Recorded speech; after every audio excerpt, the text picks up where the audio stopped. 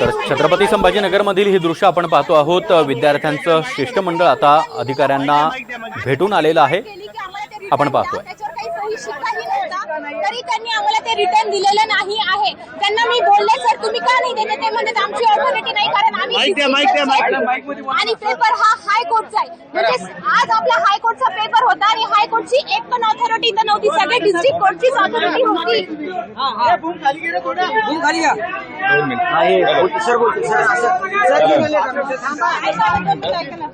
एक मिनिट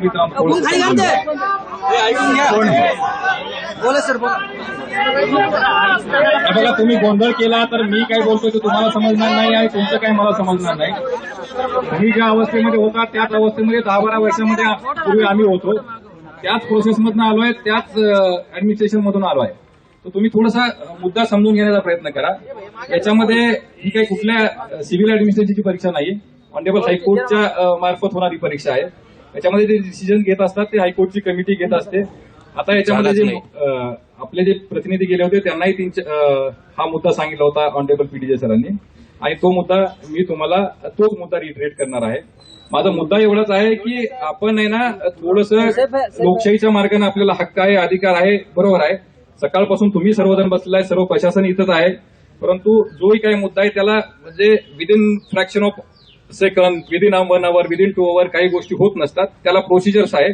आणि याच्यामध्ये आपण जर समजा हा मुद्दा लावूनच धरला आणि वेटीचा धरण्याचा प्रयत्न केला तर ते मला वाटतं योग्य होणार नाही। आपण हे समजलं पाहिजे की प्रत्येक गोष्ट ग्रीव्हन्स एकदा मांडल्यानंतर त्याला काहीतरी वेळ दिला पाहिजे आणि त्यानंतर त्याच्यावर आपल्या मनाप्रमाणे नाही समजा डिसिजन झाला, आपण डिसिजन येण्याच्या अगोदर जर आपला काही एखादा ऍड्रेस किंवा ग्रीव्हन्स पुढे परत मांडत राहिला तर मला वाटतं ते जे आहे ते मी वाचून दाखवतो। तुमच्या तक्रारी मान्य उच्च न्यायालयाकडे कळवण्यात आलेल्या आहेत आणि मान्य उच्च न्यायालय यावर निर्णय घेईल आणि तो निर्णय उमेदवारांना कळवण्यात येईल। आता याच्यामध्ये मुद्दा असा आहे की निर्णय जो येईल तो तुम्हाला कळवण्यात येईल, परंतु निर्णय येण्याच्या अगोदरच जर आपण आपली भूमिका मांडली तर ते योग्य होणार नाही। आमची पोलीस प्रशासन म्हणून विनंती एवढीच आहे आपल्याला की आपण स्टुडंट आहात, आपण एका फेजमधून जात आहात, हे सर्वांनी आम्ही फेस केलेलं आहे, तर आपण थोडासा संयम बाळगावा आणि निर्णय आल्यानंतर जे काय तुमचं म्हणणं आहे तुम्ही मांडू शकता, यू आर फ्री। लोकशाहीमध्ये तो अधिकार आहे आपल्याला, परंतु त्याच्या अगोदर जर आपण या सगळ्या गोष्टी करू नये असं मला वाटतं आणि प्रशासनाला सहकार्य करावं। धन्यवाद।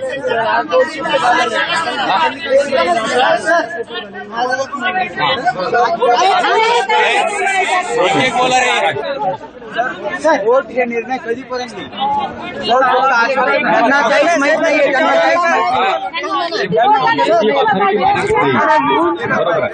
आणि कोर्टाने स्टॅम्प आणि सिग्नेचर देऊन सर्व विद्यार्थ्यांसमोर प्रश्न गोष्टी आपल्या कळवल्यानंतर त्या अशाच झाल्या पाहिजे, तसंच झालं। मला एक विचारायचंय, त्यांनी हा निर्णय पाठवला पण ज्या आमच्या इथल्या सेंटरच्या 2 शिफ्ट राहिल्या त्या शिफ्ट कंडक्ट करणार या 2 शिफ्ट राहिलेल्या आहेत, 2 शिफ्ट इथल्या राहिलेल्या आहेत, त्या कंडक्ट करणार का नाही करणार याबद्दल काही आलंय का? मी फक्त हे जे त्यांनी सांगितलं आहे ते तुम्हाला सांगायला हवं। माझा मुद्दा मला तुमच्याकडून सहकार्य पाहिजे आहे, जे काही डिसिजन आहे ते कळवण्यात, जो डिसिजन बाकी या पूर्ण सेंटरविषयी जो रिपोर्ट आहे तो पाठवलेला आहे, तो डिसिजन कळवण्यात येईल ना तुम्हाला। हा मुद्दा शिफ्ट होणार का नाही होणार? मग आता मी तेच सांगतोय ना, निर्णय होईच्या अगोदरच काय होणार आणि होणार का नाही होणार हे जर एका सेंटरचा नाहीये। सर ऐका ना, काही नाही विद्यार्थ्यांना लिखित तरी द्या की काय होणार आहे पुढे, काय करणार आहे देण्यासाठी ऑथॉरिटी इथं नाही आहे मॅडम।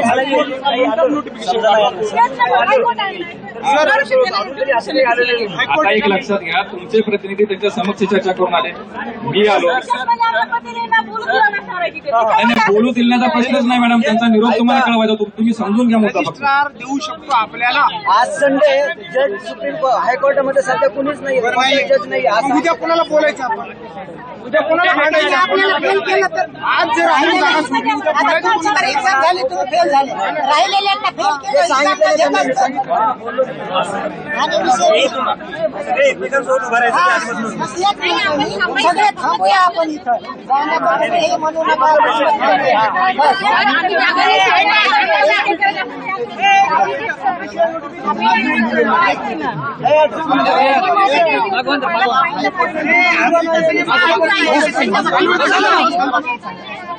त्यांचं म्हणणं उद्या जगानं आपल्या सोबत मान्य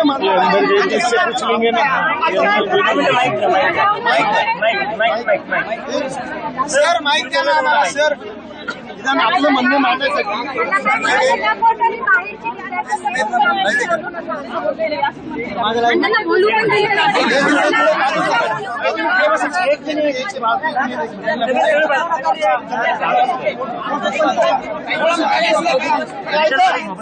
मागे सरका साहेब, तुम्ही मागे सरका, थोडं मागे सरका. आता जे काही झालं, ताई खाली बस, ताई खाली बस, खाली बस, खाली बस. आज ते 4-5 स्टुडंट गेले होते, ते भेटायला गेले होते आणि त्यांना लिखितमध्ये काहीच देण्यात नाही आलेले.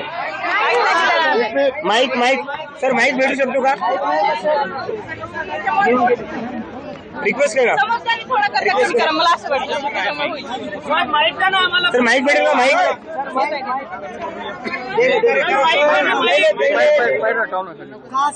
देत आहे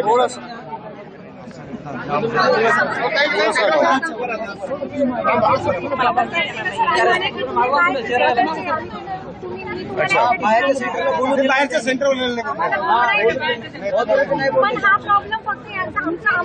बरोबर थांबा ना. माईक द्या ना, माईक नाही का आता सुद्धा नाही. माईक द्या ना मला त्यांना. माईक पण अरे जाऊ दे, चिडचिड नका करू.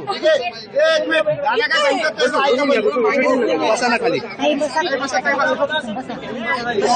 ऐकू येतं माझा आवाज? आज जे डिस्ट्रिक्ट कोर्टचे जज आहे त्यांनी भेटायला बोलवलं, लिहून काहीच दिलेलं नाही. त्यांनी फक्त हे सांगितले की हायकोर्टने याची नोटीस घेतलेली आहे की परीक्षेमध्ये जी धांदली झालेली आहे आणि त्याच्यावर निर्णय घेऊ, पण हे त्यांनी स्वतः लिहून नाही दिलेलं आहे. तर मला जे वाटतं ते हे आहे की कमीत कमी लिहून तरी दिलं पाहिजे, त्यांच्या ऑफिशियल स्टॅम्प आणि सिग्नेचरवर दिलं पाहिजे. बरोबर आहे?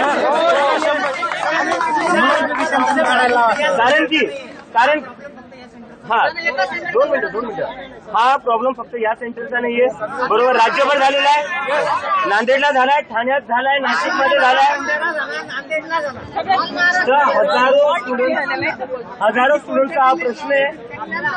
आता जोपर्यंत काही लिखित देत नाही तोपर्यंत आपण हलायचं नाही. कारण की एक मिनिट कारण की हल्लो तर मग उद्या करायचं काय? लिखित काही दिलेलं नाहीये, लिखित काहीच दिलेलं नाहीये. जर तुम्ही लिखित देऊ नाही शकत, तुम्ही एवढं चोरून काम करतायत तर आम्ही काय म्हणून भरोसा ठेवायचा? बरोबर काय म्हणून भरोसा ठेवायचा? परीक्षा प्रायव्हेट एजन्सीला दिलेली होती. पहिला